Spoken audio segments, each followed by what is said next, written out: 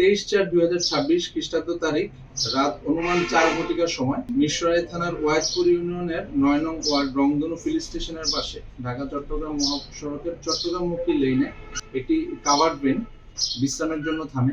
তৎক্ষণাৎ সেখানে 6 থেকে 7 জনের একটি গ্রুপ ড্রাইভারকে ঘুমন্ত অবস্থায় আক্রমণ করে এবং তার গাড়িটি হাইজ্যাক করে ফেলে। হাইজ্যাক করার পরে তারা গাড়িটি নিয়ে চট্টগ্রামমুখী রওনা করে এবং পথিমধ্যে সীতাকুণ্ড শুক্লালহাট নামক জায়গায় ড্রাইভারকে ফেলে দেয় হাত পা বাঁধা অবস্থায় এবং মুখে কষ্টে বাঁধা অবস্থায়, এবং তারা এই গাড়িটি নিয়ে চলে যায় পটিয়ার দিকে। পটিয়ায় চলে যাওয়ার পরে তারা গাড়িটির থেকে মালামাল অন্য আরেকটি কাভার্ড ভ্যানে স্থানান্তর করে এবং ওই কাভার্ড ভ্যানটি নিয়ে তারা বাকুলিয়া একটি স্থানে চলে যায়। এই ঘটনার পরে ট্রান্সপোর্ট এজেন্সির মালিক বাদী হয়ে মূলত মূল যেই ড্রাইভার আছে সেই ড্রাইভার এবং গাড়ির যে মহাজন, এই মহাজনের বিরুদ্ধে নিজে বাদী হয়ে আত্মসাৎমূলক মামলা দায়ের করেন। পরে আমরা ঘটনার তদন্তে নামি এবং বিভিন্ন হাইওয়েতে অবস্থিত মহাসড়কে যে সিসিটিভি ফুটেজ আছে এই সিসিটিভি ফুটেজ বিশ্লেষণ করি। বিভিন্ন পাম্পের রংধনু পেট্রোল পাম্পের সিসিটিভি ফুটেজ এবং আমাদের বড় দারোগা হাট যে স্কেল আছে সেই স্কেলের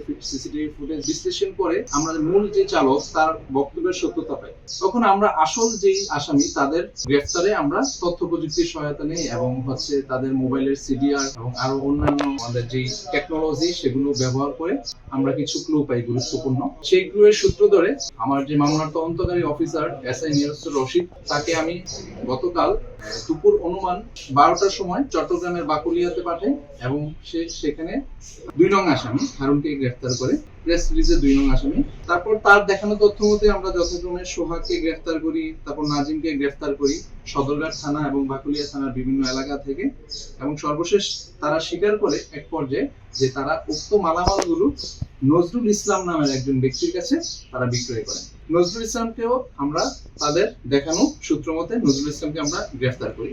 নজরুল ইসলাম আমাদের কাছে স্বীকার করেন যে বিভিন্ন সাক্ষী উপস্থিতিতে এবং নজরুল ইসলামের দেখানো মতে এই সকল লুণ্ঠিত মালামাল ক্রয়ের পর পরিবহনের কাজে ব্যবহৃত হয় এবং একটি খোলা পিকআপ গাড়ি আমরা বাকুলিয়া থানাধীন 19 নম্বর ওয়ার্ডের বেলাল খান বাড়ি বাবুল সাহেবের গ্যারাজ হইতে উদ্ধার করি, যে গাড়িটি মূলত পরবর্তীতে ইউজ হয় পটিয়া থেকে মালামালগুলো স্থানান্তর করার জন্য।